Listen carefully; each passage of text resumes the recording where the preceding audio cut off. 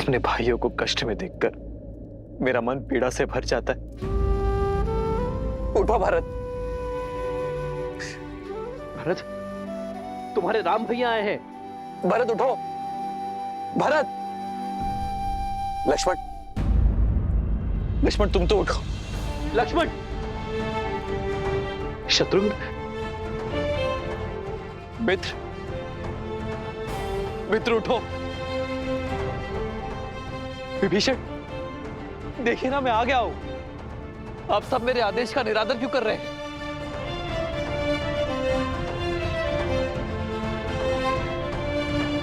अब सब शुभ होगा। तुम्हारे सम्मान को क्षति पहुंचाने वाले उद्दंडियों को दंड अवश्य मिलेगा। बस आप सब अपने नेत्र खोलिए, मुझसे बातें कीजिए। जितनी पीड़ा में आप सब हैं, उससे अधिक पीड़ा मैं उन्हें दूंगा।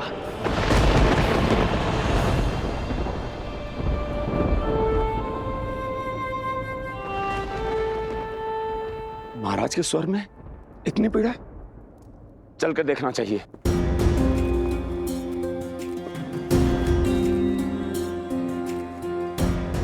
वैद्यराज, आप तो इतने दिनों से इनका उपचार कर रहे हैं, तो फिर ये ठीक क्यों नहीं हो रहे हैं?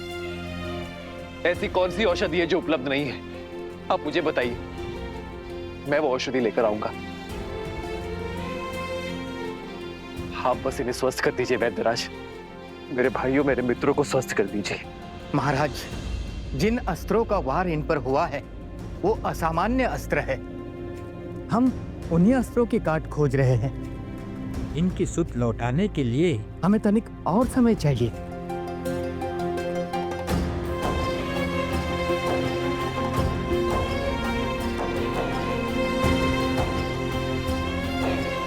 लक्ष्मण,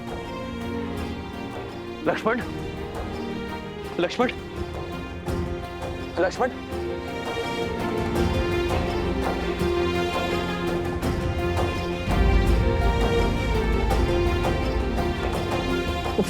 भरत,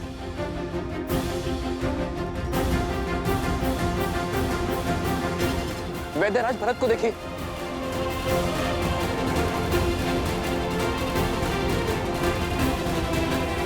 उपवैद्य, सभी जड़ी बूटियां अति शीघ्र ले आओ। इसी क्षण हमें इनके प्राण बचाने होंगे, अन्यथा अनर्थ हो जाएगा।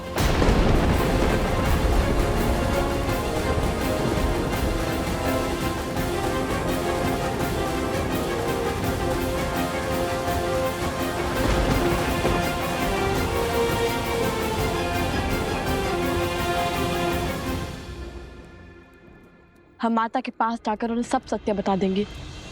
ये हमारे जीवन के अंतिम क्षण भी हो सकते हैं। कल सूर्योदय के साथ कुछ भी घट सकता है। ऐसे में माता को हर बात बताकर आगे बढ़ना उचित होगा। अपने पुत्रों का निर्णय जानना माता का अधिकार है। हाँ भैया, हम माता को अपना निर्णय ही नहीं, अपने मन की हर मंशा के बारे में बताना चाहिए। हम क्या कर रहे हैं, क्यों कर रहे हैं, हमारा उद्देश्य क्या है, उन्हें सब पता चलना चाहिए।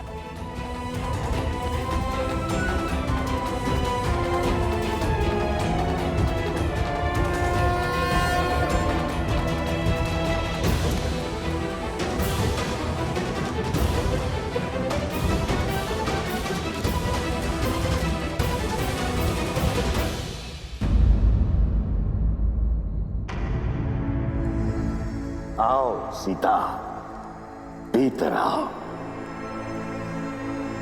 वनदेवी, मुझे परिचय की क्या आवश्यकता है? पुराना शत्रु हूं तुम्हारा। ये स्वर, ये कंपन,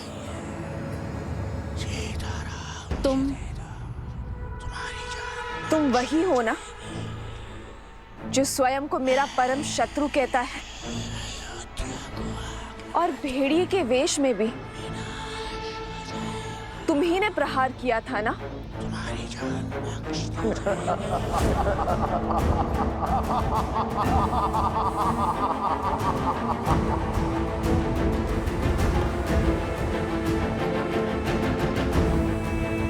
अद्भुत, सौंदर्य के साथ साथ चतुर भी हो। वो संदेह, वो प्रश्न जो तुम्हें यहां खींच के लाया है, उनके उत्तर पाने का समय आ गया है। आओ, पग आगे बढ़ाओ, आश्रम के भीतर आओ सीता।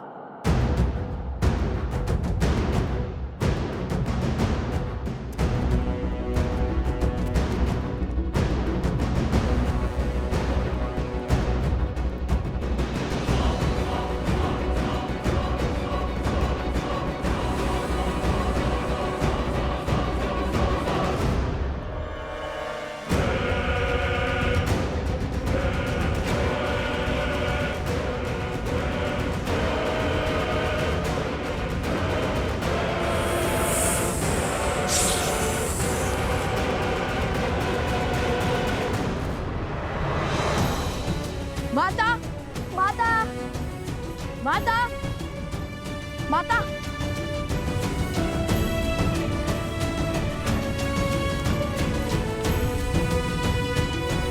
माता, माता, माता गई कहाँ?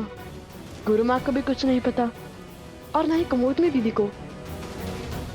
ऐसे बिना किसी को बताए माता का चले जाना स्वाभाविक तो नहीं है। माता, आप वहाँ हैं क्या? भैया, आप माता को वहाँ देखिए, मैं यहाँ देखता हूँ।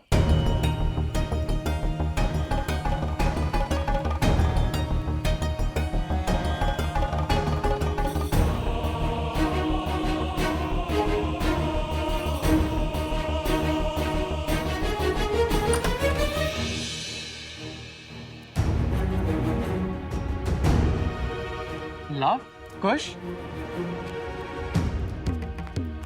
क्या हुआ? इतने चिंतित क्यों लग रहे हो? आपने माता को कहीं देखा?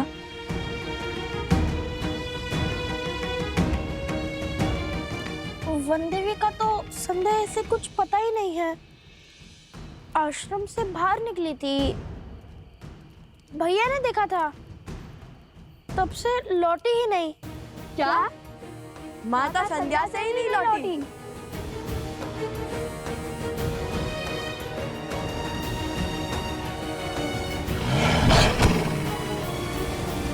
अपने द्वंद में हम इतने व्यस्त हो गए कि माता की विपत्ति से विमुख ही हो गए। नहीं भैया, हमारे होते हुए हमारी माता पर विपत्ति आ जाए तो हमारे जीवन का क्या अर्थ, हमारे श्वासों का क्या लाभ?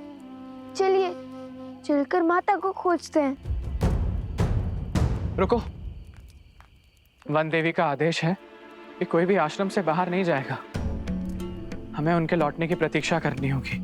माता का आदेश और माता की रक्षा में से यदि हमें कुछ भी चयन करना पड़े, भले ही माता का आदेश भंग करने का पाप क्यों ना लगे, हम उनकी रक्षा करना चुनेंगे। माता के प्राण संकट में है और आप उनके पुत्र से प्रतीक्षा की परीक्षा ले रहे हैं। बताइए, कब तक करेंगे प्रतीक्षा? किसी अनिष्ट की सूचना आने तक या माता को खो देने तक? नहीं, लव कुश कायर नहीं। हम जा रहे हैं अपने माता को खोजने।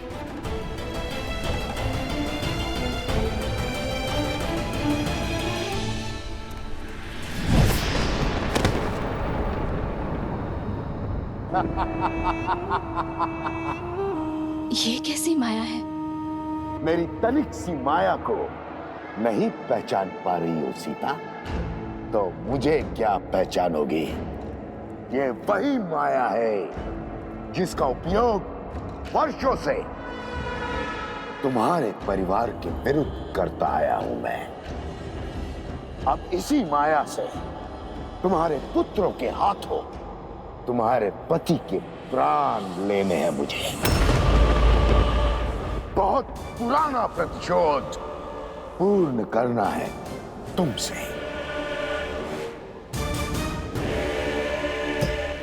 अपना बल दिखाने का प्रयास मत करना, अन्यथा एक चुटकी बजाते ही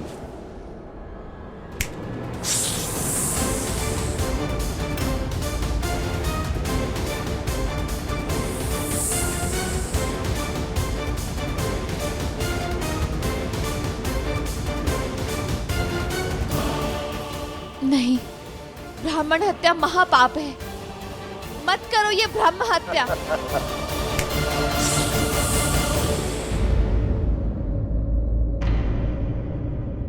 अभी भी मुझे पाप पुण्य का भेद समझा रही हो? ज्ञान देते देते दाव खेल जाना आता है तुम्हें, परंतु आज यदि तुमने कोई भी खेल खेला, कोई भी दुस्साहस दिखाने का प्रयास किया, तो जिस रघुकुल ने सदा साधु संतों की रक्षा की है, उसी रघुकुल की पुत्र वधू इन साधुओं की मृत्यु का कारण बनेगी।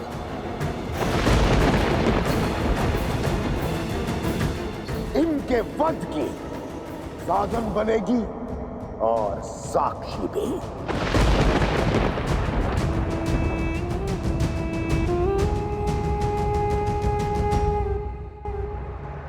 क्या चाहते हो तुम? क्यों मेरे कारण इन ब्राह्मणों को दंड दे रहे हो? यदि तुम्हारे प्रतिशोध की अग्नि तुम्हारे पीड़ा बुझा सकती है, तो प्रहार मुझ पर करो। यदि तुम बहुत बड़े मायावी हो, तो मेरे सामने आओ, या फिर एक स्त्री के सम्मुख आने से भयभीत हो तुम। यदि तुम मेरा परिचय जानते हो, मेरा सत्य जानते हो, तो तुम ये भी जानते होगे कि तुम्हारे जैसे एक असुर ने एक स्त्री की सुचिता को तार तार करने का प्रयास किया था, जिसका अंत इतना भयावह हुआ था कि 10 दिशाओं के राजा के परिणाम की गाथा से 10 दिशाएं कांपने लगी थी। स्मरण रहे, पाप केवल तब तक संभल पाता है जब तक पुण्य शीश नहीं उठाता। धर्म की शक्ति के आगे अधर्म को नतमस्तक होना ही पड़ता है, जैसे श्री राम के आगे रावण को अपने घुटने टेकने ही पड़े थे।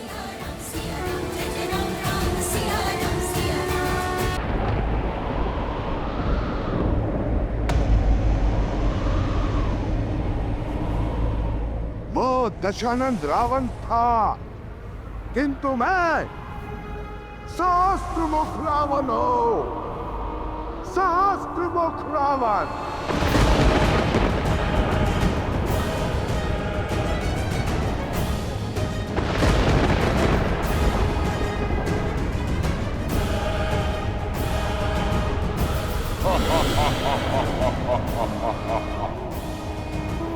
जिसकी हार का विस्तार से ज्ञान दे रही हो, उसी लंकापति दशानंद रावण का बड़ा भाई हूं मैं। सहस्त्रमुख रावण।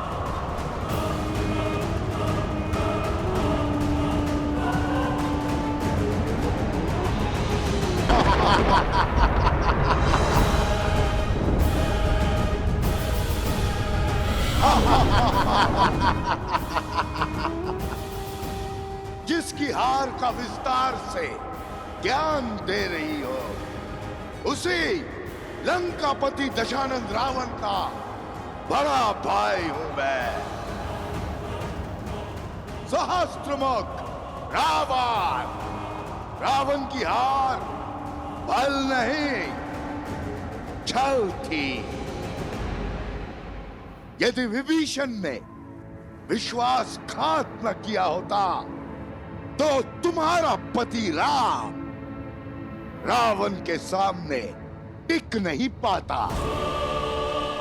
रावण को छलकर धर्म नहीं, अधर्म किया है तुम्हारे पति राम ने। किंतु मुझे ब्रह्मदेव का आशीर्वाद प्राप्त है।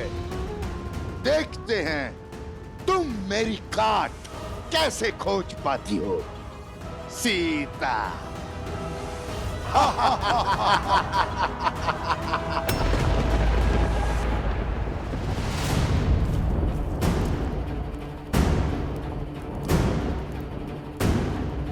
रुको कुश।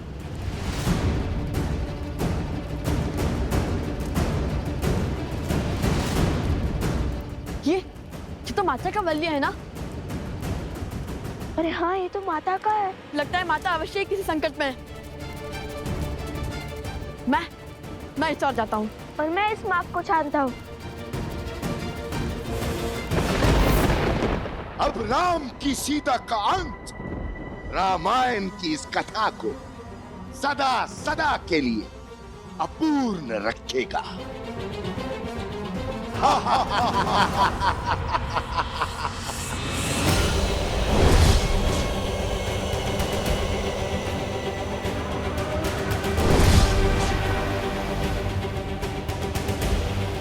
तुम्हारी मृत्यु रामायण को कभी संपूर्ण नहीं होने देगी। तुम्हारी मृत्यु सिया राम को कभी एक नहीं होने देगी। संसार सदैव तुम्हारे विचार और त्याग से अनभिज्ञ रहेगा। तुम्हारी मृत्यु राम राज्य की कल्पना का अंत होगी।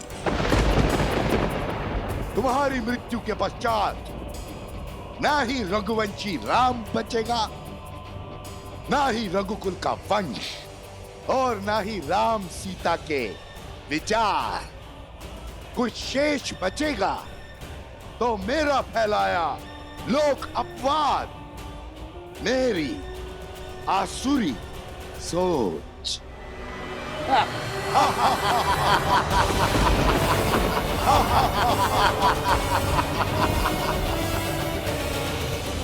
राम राज्य का अंत अटल है सीता, अटल है।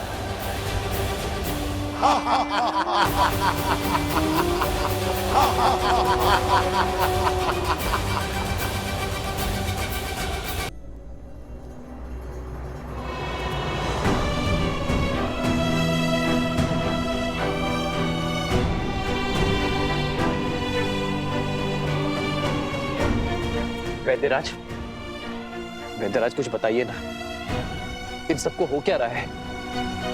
इन सबके मुख इतने श्वेत क्यों पड़े हैं? ऐसा लगता है जैसे सारा रक्त शरीर से निकाल लिया गया हो। पता नहीं महाराज, इन सब की मृत्यु आकस्मिक बढ़ती जा रही है। कोई उपचार, कोई औषधि काम नहीं कर रही है। समय हाथ से निकल रहा है महाराज।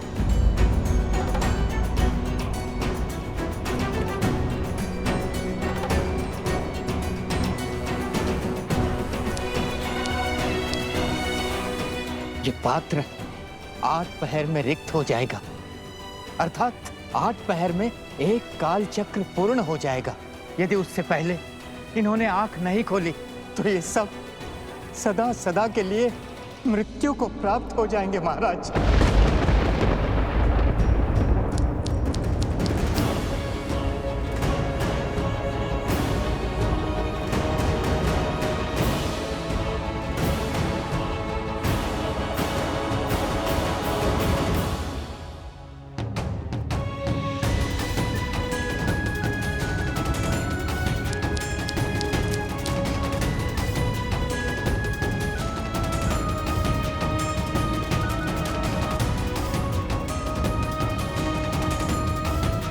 कोई तो औषधि, कोई तो उपाय होगा, कोई तो काट होगी इस मूर्छा के दंश की। होगी महाराज, काट होगी, उपचार होगा, औषधि भी होगी, किंतु हमारे पास नहीं है। इस समय हमारे कुछ समझ नहीं आ रहा है महाराज। हमारी किसी प्रकार की उपचार पद्धति कार्य नहीं कर रही है महाराज। हम विवश हैं, क्षमा कीजिए महाराज।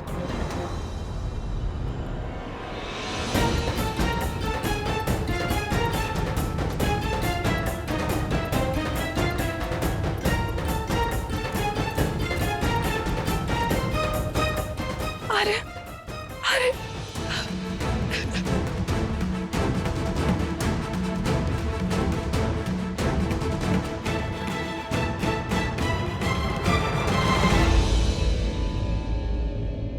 क्षमा प्रार्थी है ये राम, जिनके होते हुए ये सब।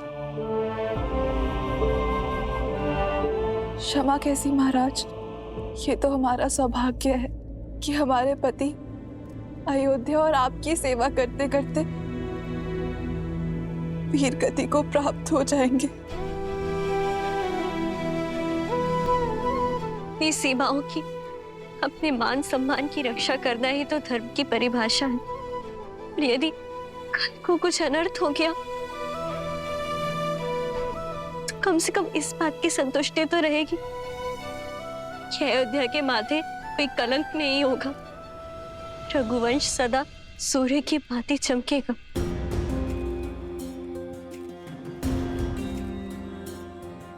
राम की नीति है,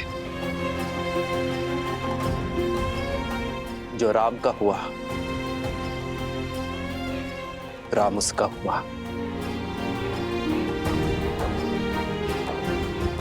यदि कल तक मैं अपने भाइयों और अपने मित्रों के प्राण नहीं बचा पाया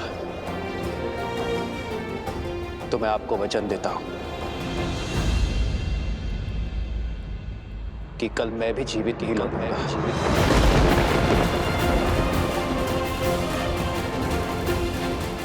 अपने भाइयों और अपने मित्रों के पार्थिव शरीर को मैं अपने प्राणों से श्रद्धांजलि दूंगा। ये राम का वचन है, ये राम का वचन है। रघुकुल रीत सदा चली आई, प्राण जाए पर वचन न जाए।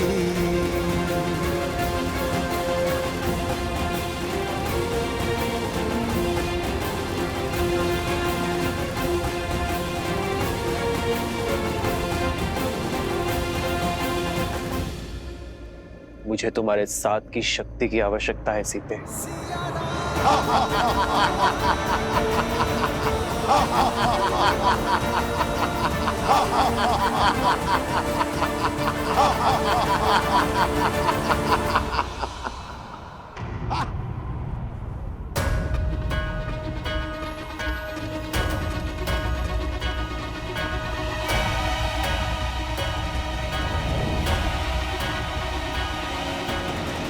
मूर्ख असुर, अभिमान के मद में वही भूल करने जा रहा है जो हर असुर करते हैं।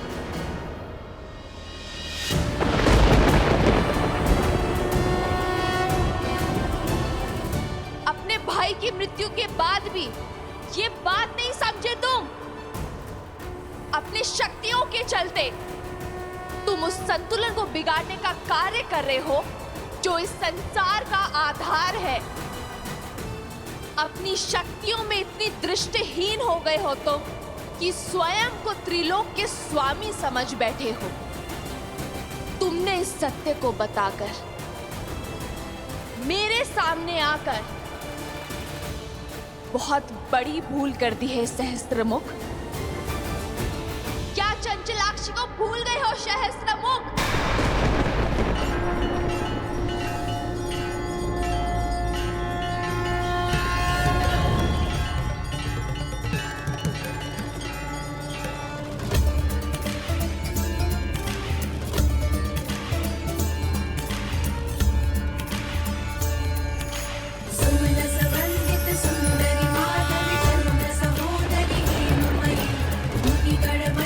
मोक्ष प्रदायिनी मंजुल भाषिणी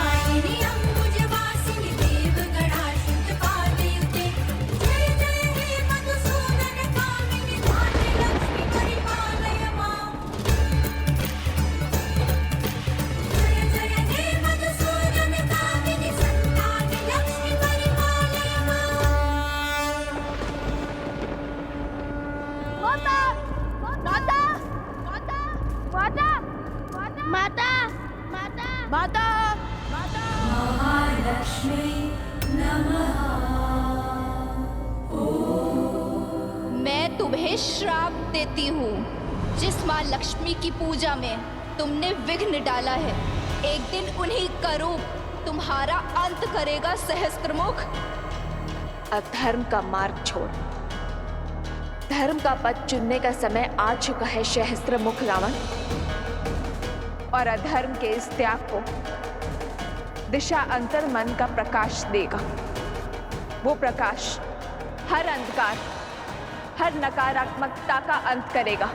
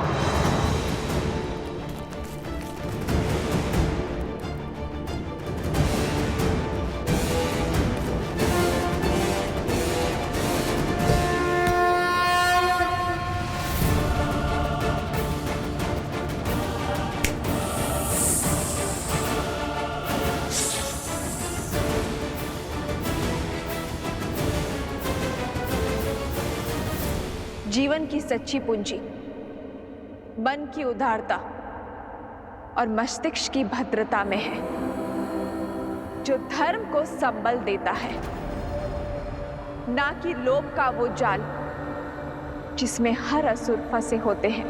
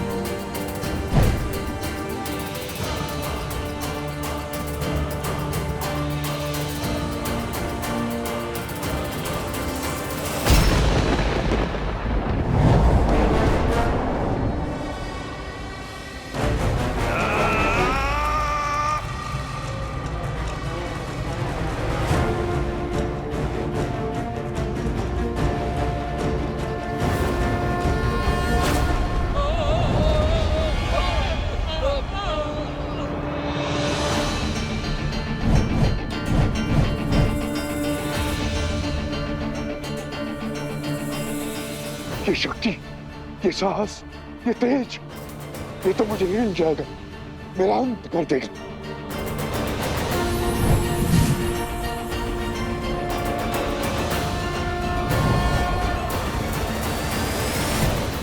मैं चाहूं तो इसी क्षण तुम्हारे पापों का अंत कर सकती हूं, तुम्हारा वध कर सकती हूं। इस संसार, इस सृष्टि और इस ब्रह्मांड से तुम्हारा हर चिन्ह मिटा सकती हूं, किंतु अभी वो समय नहीं आया है। तो अपने इस जीवन दान का उपयोग अपने पापों के प्रायश्चित में उपयोग करो, क्योंकि यदि इस क्षण के बाद हम दोबारा मिले तो वो तुम्हारे जीवन का अंतिम क्षण होगा। कालो ही कारण धर्मस्य, कालो जय पराजय, काल सर्वस्य हेतु सदा संयम पालयेत्।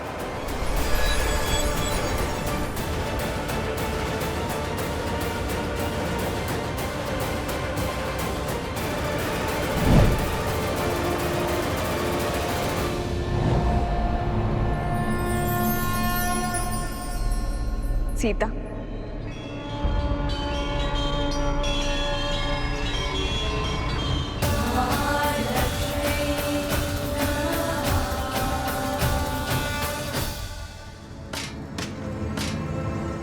मैं हार गया। वो सीता लक्ष्मी है, सीता ही लक्ष्मी है। भैया, क्या हुआ वहां? बताइए मुझे। तुम हो हर समस्या का मूल। तुमने ही रावण का अंत करवाया, अब मेरा भी करवाओगी। तुमने कहा था ना, वो देवी का रूप नहीं, नारायण की श्री नहीं, एक साधारण स्त्री है जिसे तुम अबला समझ रही थी। वो बल का आधार निकली, मेरा काल निकली, लक्ष्मी का अवतार निकली। कुछ तो अनिष्ट खतरा है, कुछ तो है जो उचित नहीं हो रहा है। मुझे बहुत चिंता हो रही है। शीघ्र चलो कुश, मेरा मन बहुत घबरा रहा है। माता कोई संकट में ना हो। हाँ, मैं ही तुम हो सीता, और तुम मैं, अर्थात लक्ष्मी, नियति को चलाने वाली नारायण की श्री। किंतु तुम्हारे मानव रूप को ये भान नहीं है, और ये निर्णय भी हमारा था। किंतु तुम्हारी समस्याओं का समाधान निकालने के लिए मुझे तुम्हारे भीतर से आना ही पड़ा। तुम्हारा ये जानना अति आवश्यक था कि इन सभी षड्यंत्रों के पीछे कौन है। यदि हमने ये नियति चुनी है तो अवश्य ही इसके पीछे कोई बहुत बड़ा उद्देश्य होगा। अवश्य। देवी, आवश्यकता से अधिक ज्ञान उद्देश्य में संदेह को जन्म देती है। व्यक्ति हर बात, हर घटना, हर मनुष्य के कर्म के पीछे संदेह करता है, किंतु सीता के जन्म में संदेह का कोई स्थान नहीं है। इसलिए कृपा करके आप मेरी स्मृति से इस ज्ञान का हर अंश मिटा दीजिए। तथास्तु। माता, आंखें खोलिए। माता, माता,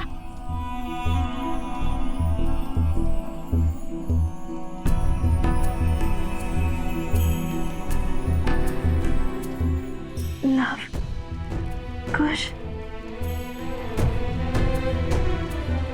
आप ठीक तो है ना? क्या हुआ था आपको? यूं अकेले वन में क्यों चली आई? यदि आपको कुछ हो जाता तो? बस, प्रश्नों की बौछार करने की आवश्यकता नहीं है। मैं ठीक हूँ। किंतु आप यहाँ कर क्या रही थी?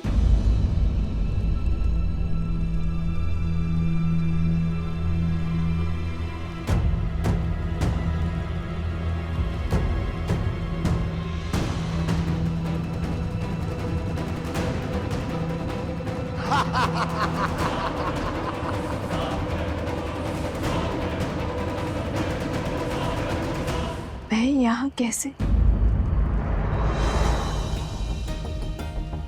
कुछ समझ नहीं आ रहा। मैंने उन असुरों का सामना किया था और फिर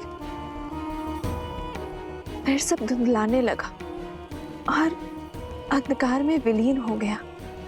माता, आप हमें आश्रम में रहने का निर्देश देकर के लिए वन में क्यों चली आई? जानती है कितनी चिंता हो रही थी हमें आपकी। आप सब चिंता छोड़ो और चलो यहाँ से। नियति के हर फेर में कोई ना कोई भलाई अवश्य छुपी होती है और हमें सदा अंधकार के संसार में भलाई की लौ खोजनी चाहिए। अर्थात कई बार हमारे जीवन में ऐसी समस्याएं घटती है जिसका हल ढूंढना असंभव सा प्रतीत होता है, किंतु वो समस्या तब तक बड़ी लगती है जब तक उसका सही समाधान ना मिल जाए।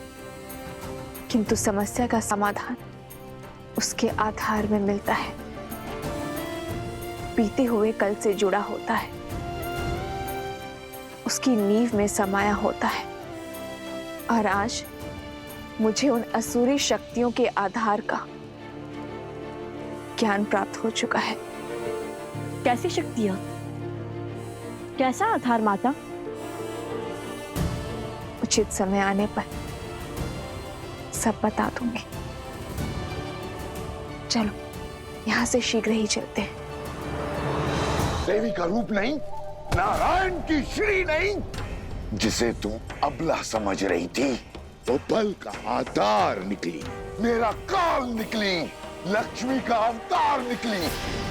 क्यों क्यों भेजा था तुमने मुझे उसके समक्ष? क्यों? तो मृत्यु का भय हो रहा है, जिस सीता के कारण मैंने अपना पुत्र, अपना भाई, अपने भतीजे, या तक कि संपूर्ण कुल को खो दिया, अपने सम्मान की आहुति दे दी। यदि उस सीता को मिटाने के लिए मुझे अपना अंत करना पड़ा तो मैं उसके लिए सज्ज हूं।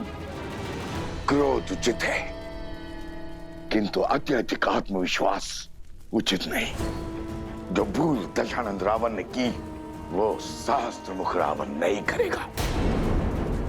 तुम्हारी बातों में आकर मैंने सीधा अपनी मृत्यु को ललकार लिया। इसका अर्थ है कि मेरे पास अधिक समय शेष नहीं है। कहीं वो श्राप सत्य न सिद्ध हो जाए। भैया, यदि आपकी मृत्यु समक्ष है, यदि समय कम है, तो हमें क्षण क्षण का सदुपयोग करना होगा। और विजय का वो क्षण आज की रात्रि है। आज की रात्रि? एक रात्रि में भला क्या हो जाएगा? आपके पास कोई योजना है? शीघ्र ही लवकुश अपनी माता को सब सत्य बता देंगे। और यदि सीता को राम और अश्वमेध युद्ध के बारे में पता चल गया ना, तो अभी तक के हमारे सारे प्रयास, सारी योजनाएं मिट्टी में मिल जाएंगी भैया।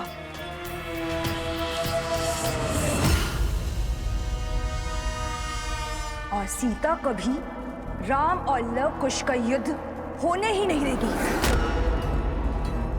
और यदि राम को सब सत्य पता चल गया, तो वो इस द्वंद्व से पीछे हट और उन्हें अपनाने के लिए वो आगे बढ़ जाएगा।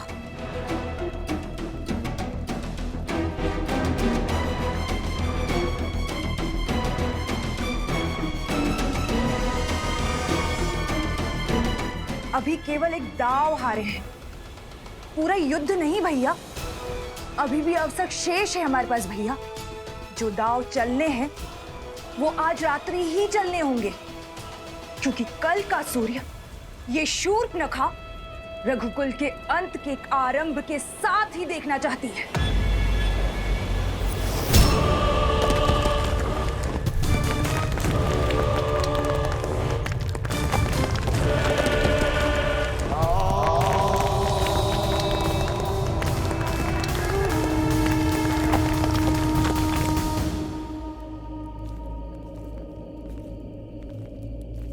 समझे कुश, माता ने क्या कहा? हाँ भैया, कि कभी कभी समस्या सुलझने का नाम ही नहीं लेती। और ये भी समझ गया कि हमें माता को सत्य बताने से पहले अंतिम बार और प्रयास करना चाहिए, कोई आधार और मार्ग खोजना चाहिए। वो आधार जो समस्या के आज में नहीं, बीते हुए कल से जुड़ा हो। क्या बात है भैया, बड़े बुद्धिमान है आप, बिना बताए समझ गए।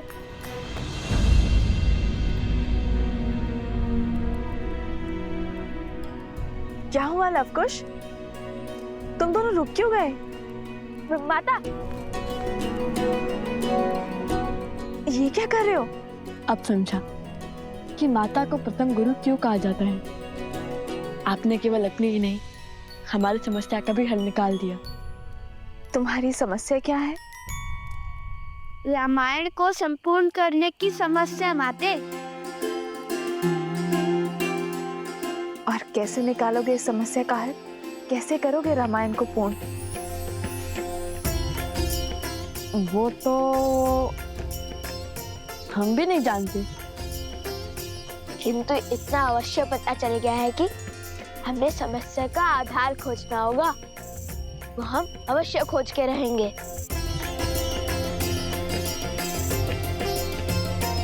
तुम दोनों मुझसे कुछ छुपा तो नहीं रहे हो ना?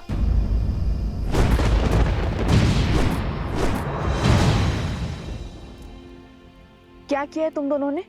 आपको हमारी सौगंध है माता, जब तक हम रामायण संपूर्ण ना कर ले आप हमसे इस संदर्भ में कोई भी प्रश्न नहीं करेंगी। किंतु परंतु कुछ नहीं माता, हमारा उद्देश्य रामायण की संपूर्ति है और आप भी वही चाहती है ना कि भविष्य में कोई रामायण पर, श्री राम पर प्रश्न ना उठाए। तो बस हमें अपना कर्म करने दीजिए, कुछ मत पूछिए। विचित बड़ा है नियति का पारायण, राम के सुत चले करन पूरी रामायण।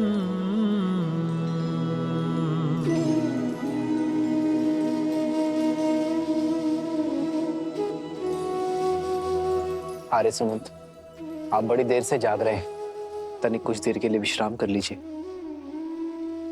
मैं यहाँ सूर्योदय की प्रतीक्षा कर रहा हूँ, इस असहनीय रात्रि के बीतने की बाट जो रहा हूँ, क्योंकि मेरा मन कहता है कि कुछ तो है जिसे हम समझ नहीं पा रहे हैं, जिसका संकेत प्रकृति की ये उथल पुथल दे रही है।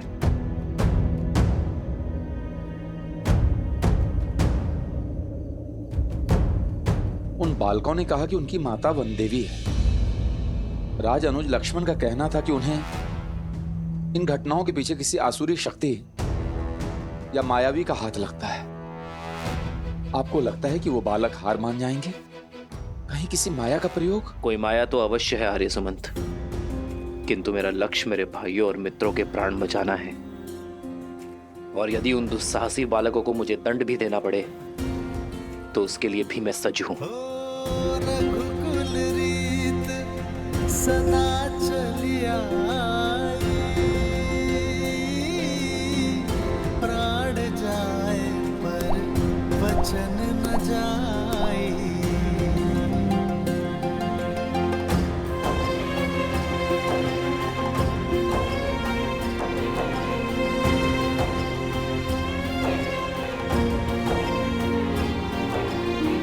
यदि समस्या है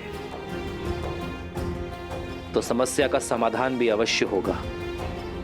यदि विष है तो उस विष की काट भी अवश्य होगी, और इसलिए उनके वर्तमान को नहीं, अतीत को खंगालना होगा।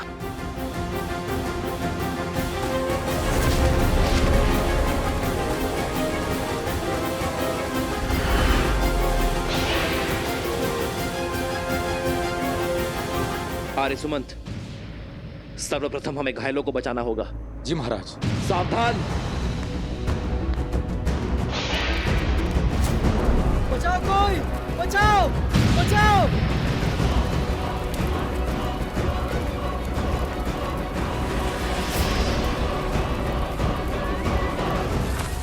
सैनिकों शीघ्र करो। आप लोग शीघ्र भाग जाइए। मित्र, आर्य सुमंत,